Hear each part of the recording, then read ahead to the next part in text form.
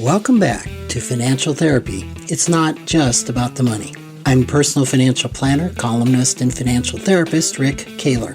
Research tells us that 90% of all financial decisions are made emotionally, not logically. For nearly 4 decades, I've been helping people make better money decisions. So what makes my financial worldview different from most financial experts? I blend the nuts and bolts of financial advice with the emotions that drive making them.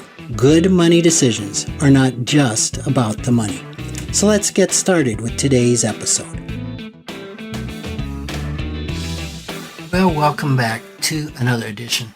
I'd like to talk about our financial comfort zone on this particular podcast. I don't think I've ever talked about this at length. And hopefully this can be eye-opening for some of you or be informative. And I'd like to kind of get into this topic by talking to one of my friends who was a frugal do-it-yourselfer, and he's now in his 70s. He was heading out of town to visit some friends, and his wife reminded him that the gutters desperately needed cleaning. He considered delaying his trip, getting out the ladder, crawling up on the roof, and perching over the gutters to sweep the pine needles out with one hand while supporting his body weight and maintaining his balance with the other. You might wonder, that's quite descriptive. Yeah, well, I sweep out the pine needles from my gutter, and I know the drill well. So it can be a little precarious, especially the older we get. And he thought to himself, maybe I should just ask my wife to call someone to do that. So he did, and not eager to see him crawling around on the roof herself, she quickly agreed. When I make that call, should I run the price by you? She asked. No, just go ahead and hire someone. Then he kind of thought about that for a little bit, and true to living a lifetime of frugality, he added, well, unless it's exorbitantly expensive. She asked him, then what would you like me to do if it's exorbitantly expensive? He thought about that for a moment, and he imagined himself returning home with that task still undone from his trip. He says, on second thought, go ahead and pay whatever it costs. At this point in my life, I have more money than energy. I thought that was a fantastic line, and we could get off onto what is money and the fact that a function of money is being a storehouse, and that it does represent energy. As we store it up, it's energy that we can unleash when we become too old to get up and clean out the gutters. But we won't go there. We'll stick with the topic. So there's a lot of money scripts here that are involved with this simple little story.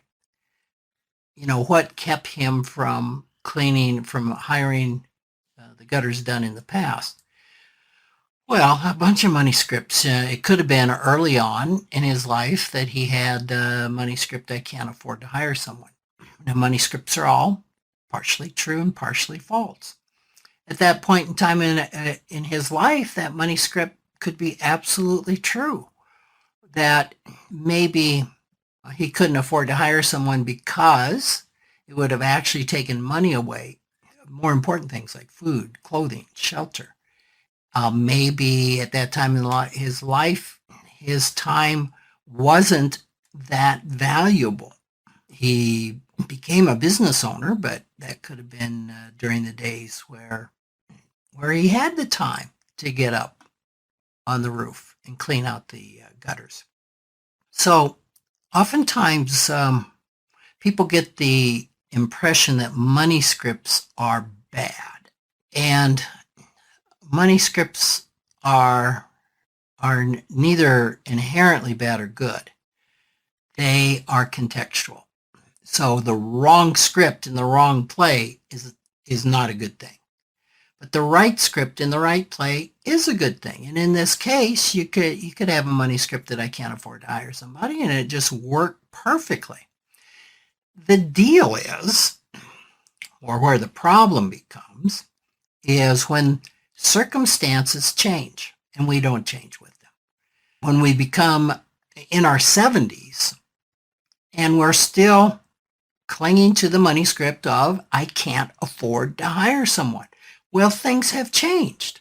And in this case, he's saying, duh, I have more money than energy. I can afford to hire somebody. And other money scripts that could have popped up for him over the years, hiring someone to do household tasks I could do myself is wasteful.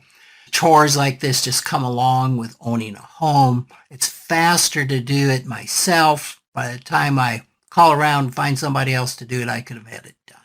All of those are potential money scripts. And again, all of them have their place. All of them are true in certain circumstances. It probably is true. You could get the ladder out, get up there and get it done a lot faster than making the call and waiting for somebody to come. The question is, will you still be alive if you did it yourself, right? At age 70, at age 80, at age 90. So this was one story that came to mind. And before we delve into the financial comfort zone that might keep someone locked into this, let's take a look at another example. One of my retired clients in March of 2020 bought the second brand new car of her, though it wasn't a luxury model. It was sporty and bright red. Between the time she ordered it and the time that it arrived, the pandemic hit. So for the first several weeks that she owned the car, it stayed in the garage, in part because those were the very beginning of the stay-at-home restrictions. But there was another part of her that just felt embarrassed to drive it. Now, certainly, there are some money scripts at play here. Some people find it difficult to spend money on things like new vehicles that they can easily afford, which she could. She could easily afford this. It's something that she wanted and that she would enjoy and use. And some of the money scripts that she told me that were coming up for her is, I shouldn't have a new car when so many others are losing jobs and struggling financially. So there was a lot of guilt popping up that when other people are hurting, it's not okay for her to be doing well. In this case, she didn't deserve to drive that new car, even though it was sitting in her garage. Another money script she identified is, I shouldn't have bought a car with the economy so uncertain. I might need that money. Well, again, in her case, that was not true. She could easily afford the car. If things got bad enough where she needed the money for that car, things would have been beyond repair. So nevertheless, those are two money scripts that earlier in life, totally, when she was a single mom with raising 2 or 3 kids, yeah, that would not have been a good idea to buy that car, because she might have needed that money. In fact, she probably would have needed to borrow for it. But things changed. Life was different, and yet the money script. So each of these stories could be just the tip of the money script iceberg. There could be many, many more. But some people hate tasks like cleaning gutters or house cleaning. They could afford to hire them done, and yet they choose to do those chores themselves. Some people could afford a new car, but because of the money scripts tied to concern over the economy or where things are with others, don't do that.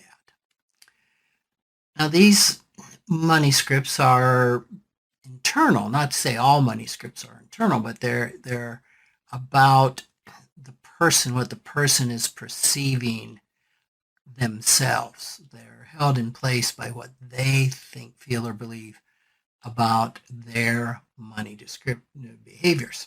But there's other money scripts that are driven by what you believe other people or society at large might think about your money behaviors, not so much what you think. For example, you could have a money script that says only rich people have someone else do their house cleaning or yard work. So the fact that you're cleaning out your gutters and resisting hiring somebody could be, wow, what will other people think if they see that I'm hiring? If my neighbors see I'm hiring this done, they'll think I'm rich.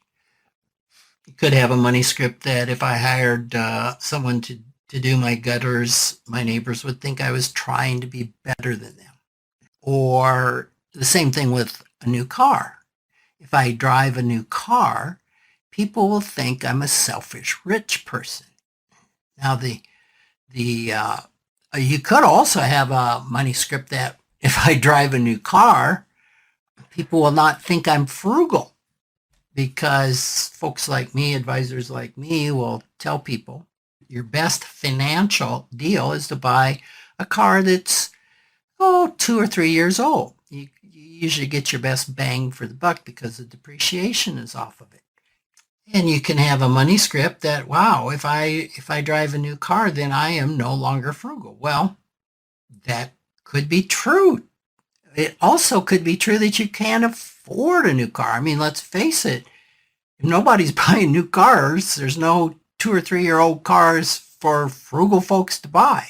So the point of all this is that the what would people think money scripts are often externally driven and can be very culturally or societally driven.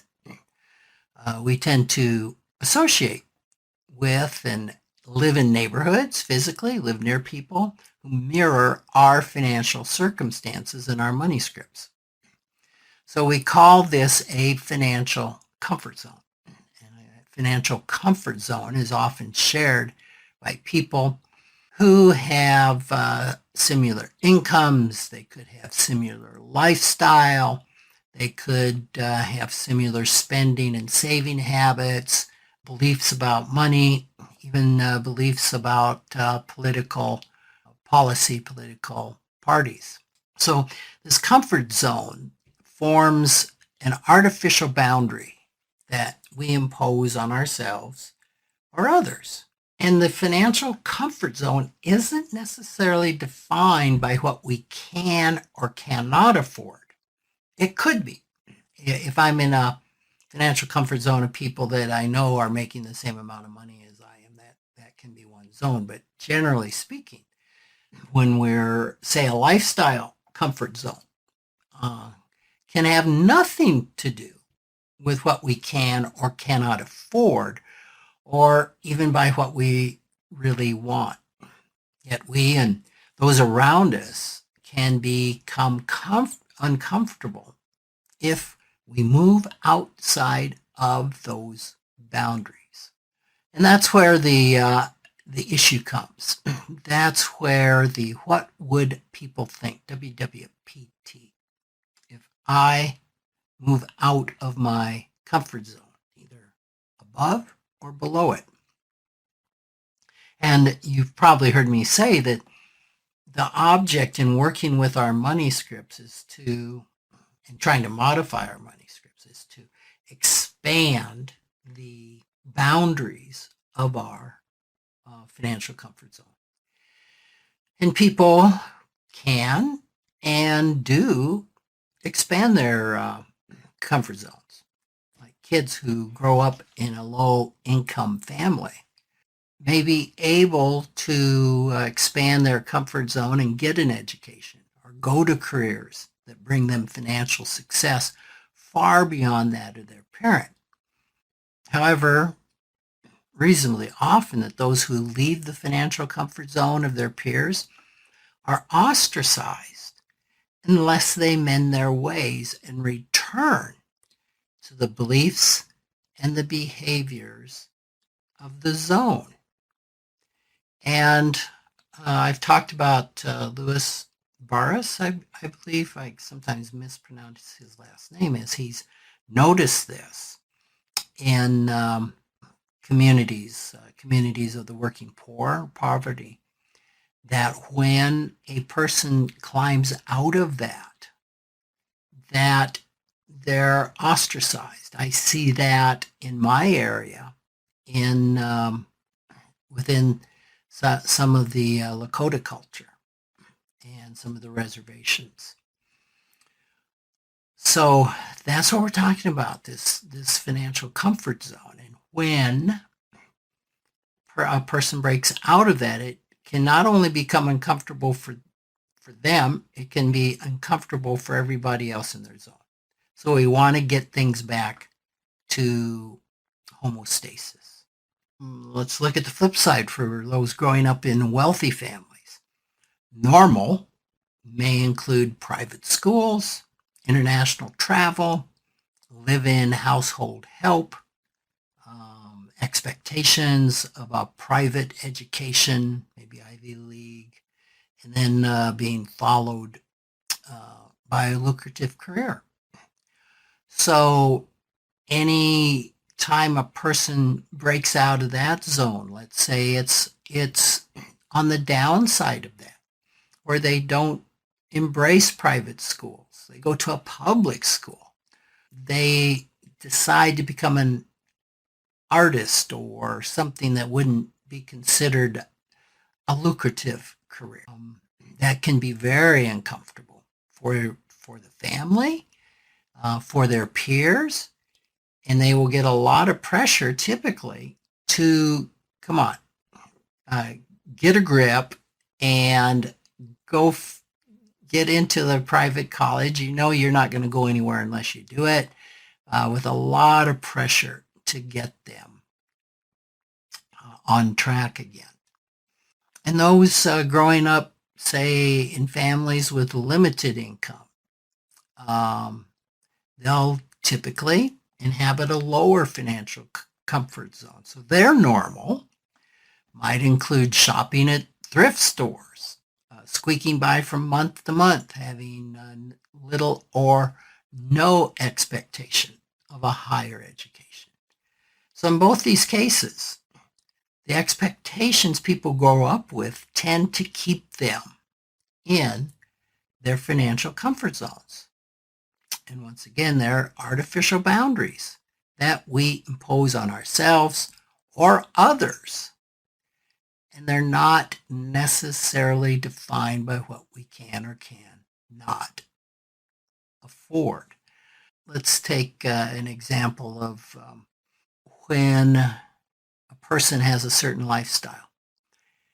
And maybe they were raised in a financial comfort zone. Let's take the high income earner. And they come to expect a housekeeper. They come to expect a certain quality of food or travel or clothing. And then they move out, or circumstances change for some reason where they don't have the income to support that lifestyle. And yet they continue in that lifestyle. Well, to continue, if you don't have the income, means you borrow, right? Credit cards. And so everything is good. They can continue to be in that familiar lifestyle. They can continue to be with friends and eat at places that they can't afford, but they can afford to borrow to do it, until eventually the wheels come off the financial bus. So that's an example of how we can live in a financial comfort zone above what we can afford. But the opposite is also true. We can live a life of frugality, maybe like my friend cleaning out his gutters. It's probably possible he could have afforded to have the gutters cleaned out 10 years ago, 20 years ago. And this is especially true of people with frugality. While frugality was needed at a certain point of their life, the boundaries don't get the money scripts don't get expanded, they don't get modified, and they continue to live a lifestyle far below what their income can provide them. So when you think about that, it's no wonder that people that come into unexpected wealth consciously can feel a need to get rid of it. Why? Because they're used to being in a lifestyle zone that, let's just say, matched their income. And now they come into unexpected wealth, and they can afford so much more. It can trigger all sorts of money scripts about the rich, if they're negative money scripts, that I don't deserve it, I can't afford it, what will people think if I'm going out and buying a new car? I'm thinking of an example once of a gentleman who went and bought a Porsche Boxer, and largely it spent the first 2 years in his garage. And he was asked, why? Why don't you drive it? And he said, I just can't get over what people are thinking when I'm driving around in this luxury car. So people get back to that comfort zone. I'm thinking of another client that could absolutely afford Porsches and just about any car that she would have wanted, and she drove a van. And I forget what it was. It might have been a Dodge van or something. And some of her friends asked her, why are you driving a Dodge van? She says, well, I just want to fit in with the people around me. And the response was, I don't know anybody else of means that works harder to be perceived as middle class. So I'm thinking of another story of a couple that I once had inherit several $1 million. And they had no idea that mom had that much money.